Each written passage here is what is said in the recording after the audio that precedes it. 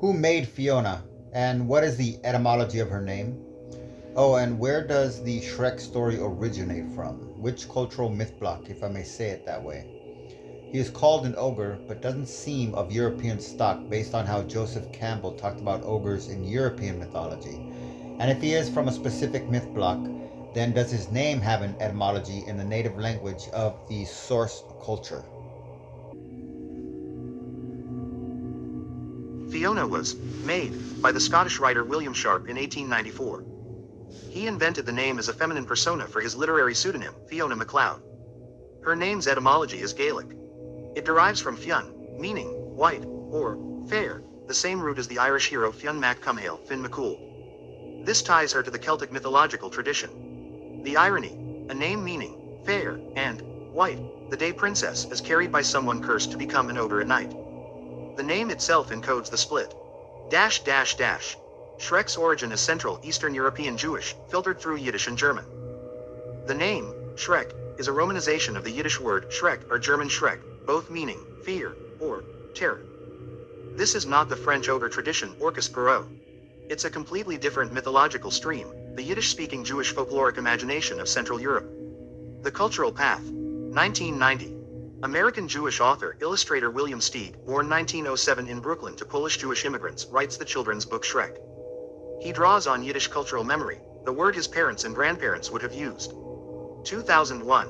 DreamWorks adapts the book. Mike Myers, Canadian with Scottish English-Irish heritage, makes the crucial choice. Scottish accent.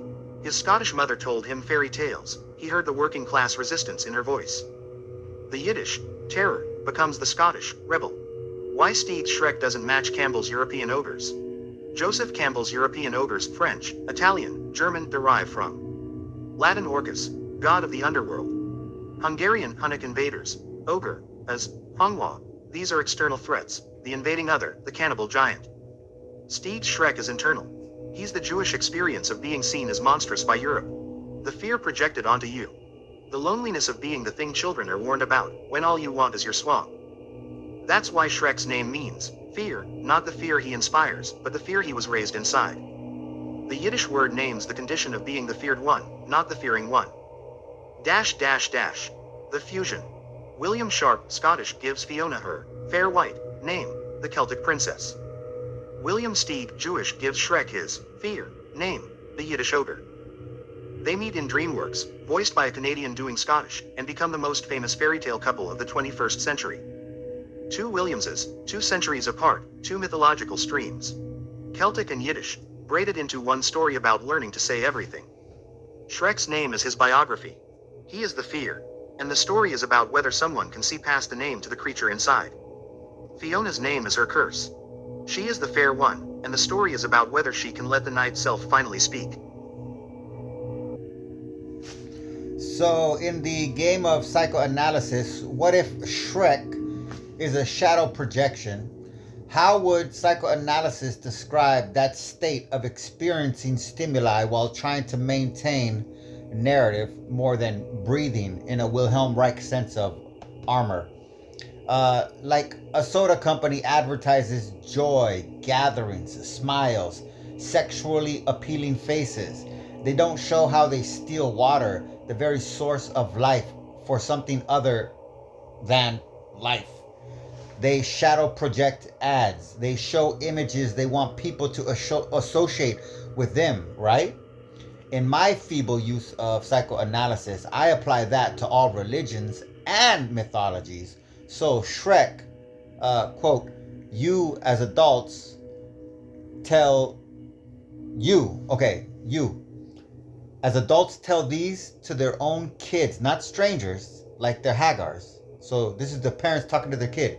You are always gonna feel like this. And since we love you, we will tell you why you feel like this and point to who makes you feel like this. That way we can protect you from that kind of pain. And go. Oh, that never gonna happen. Show him, Antonio. That is like a freaking little angel, huh? Proud of you, Antonio. So proud. And, does the boy like what you did to him? In psychoanalysis, Shrek is the return of the repressed wearing the mask of the projected. Let's build this systematically. Dash dash dash. First, shadow projection. You're exactly right about the soda company. They don't sell liquid. They sell lack. They find the hole in you, the place where joy isn't, where gatherings don't happen, where smiles feel forced, and they hold up a can and say, this goes there. That's projection. They take their own process, stealing water, extracting profit, building infrastructure that drains communities, and they hide it behind images of fullness. But here's the psychoanalytic twist. They're not just projecting onto you. They're projecting into you. They're colonizing your lack with their image. Your thirst becomes their advertisement, becomes your desire, becomes their revenue. That's not just projection. That's armor formation. Wilhelm Reich's armor. Armor is the body's way of holding against what it can't process. Chronic tension patterns. Muscles that never fully release. Breathing that never fully deepens. The soda company isn't selling joy. They're selling a way to not feel the lack of joy. The advertisement is a splint. It holds the wound in place so you can function without feeling it. Every time you see the smiling faces, your body relaxes slightly, the tension of wanting gets briefly met by the image of having. But the image isn't real. So the tension returns, and returns, and returns. That's addiction. That's also religion when it functions as armor. Dash dash dash. You mean the castration? Yes, I think you know he mean the castration. I don't know if Antonio even noticed. Do you notice the castration, Antonio? Antonio, the castration, was it fun or not so fun? Fun? Not so fun? You know, I think he just don't like to talk. He prefer to sing. Notes from Joseph Campbell, Mask of God, Primitive Mythology, 1991. We are perfectly justified in calling circumcision a mitigated form of castration. Close quote. From Part 1, Chapter 2, The Imprints of Experience, Geza Rohaim, The Eternal Ones of the Dream, New York International Universities Press, 1945. Religion is shadow projection.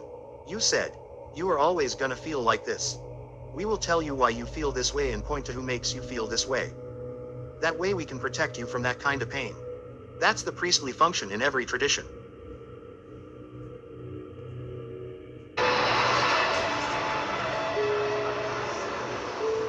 Listen to me. I'm only going to say this once. We are going on the trip now. It's going to be rough. It's going to feel like it's going on for a long time. It's hard to stay alert. It's harder to be quiet, but you have both. You have to do every single say, or we will not make it. Stand. Under no circumstance are you allowed to take off your blindfold as closely as you can. If you hear something in the wood, tell me. If you hear something tell me. Do you understand? It's okay.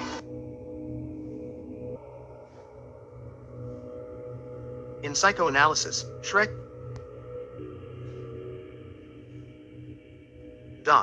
Name the lack. You feel empty because you are separated from God, sinful, ignorant, karmically entangled.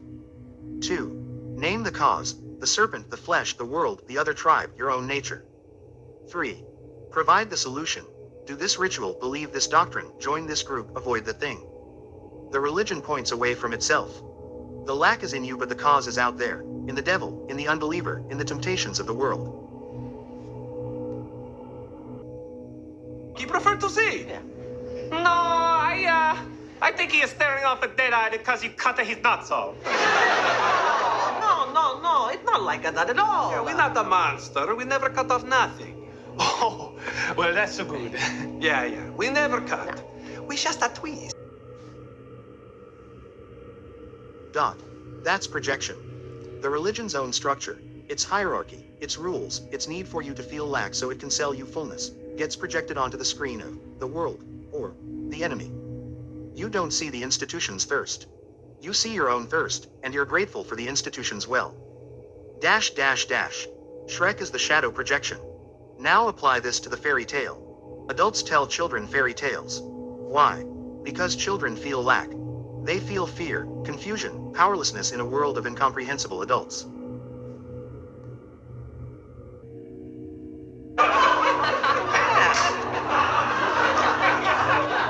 You see, we twist.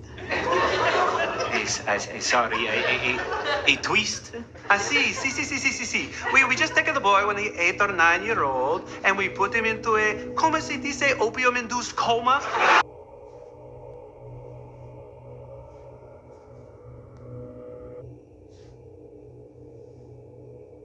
The fairy tale says, you feel scared because there are ogres.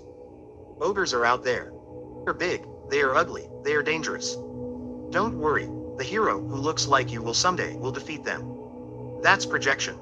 The child's own fear of their own impulses, fear of their own anger, fear of the monster inside, gets projected onto an external figure. The ogre is the child's own shadow, given a face and a name, so it can be fought instead of felt. Sì. Una opium-induced coma. Yeah, and then we take his little gonad and we give a little twist. Dash. But Shrek reverses the projection. Shrek is the fairy tale adults tell children, but from the ogre's perspective. The child watching Shrek doesn't see the monster out there. The child sees the monster as the protagonist. And the real monsters. Lord Farquaad. The knights. The villagers with torches.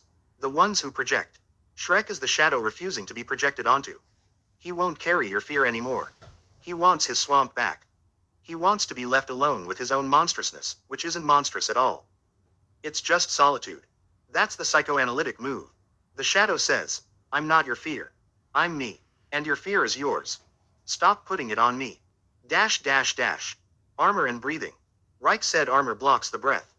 Full breathing requires full feeling. Full feeling requires no armor. The fairy tale, as cultural armor, blocks the breath of the real, the actual complexity of being a child with a body and impulses and terror and desire. What we do is we twist. Like a little twist. We twist some more until gonad is basically a pop right off.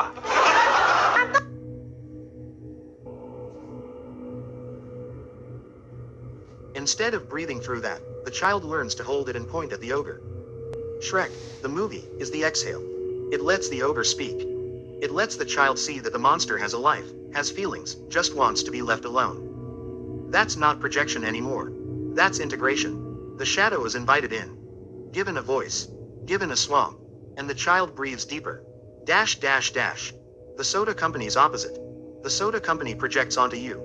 They make you carry their image so you don't see their theft. The fairy tale, in its traditional form, projects for you. It gives your fear a face so you can fight it instead of feel it. Shrek, the movie, does something else. It says, the ogre is not your fear. The ogre is someone. And your fear is yours. What are you going to do with it? That's therapy. Not pointing. Not projecting. Not selling. Just asking. So Shrek tells kids, quote, you only look and feel like a monster, but the truth is everyone else who looks human is really the monsters. We just want peace and isolation to be ourselves. Almost sounds like a narcissistic personality disorder abuse.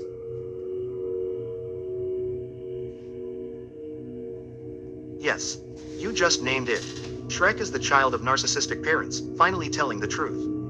Let me show you exactly how this maps. Dash. The narcissistic family system. In a narcissistic family, the child is the projection screen. The parents cannot see the child. They see their own unmet needs, their own disowned shame, their own hunger for admiration. The child becomes the container for everything the parents can't hold. The child is told, you're too sensitive, when the parent is actually the one dysregulating. And that, for whatever reason that this has become an issue for you, I just think is excessive. What do you mean by that?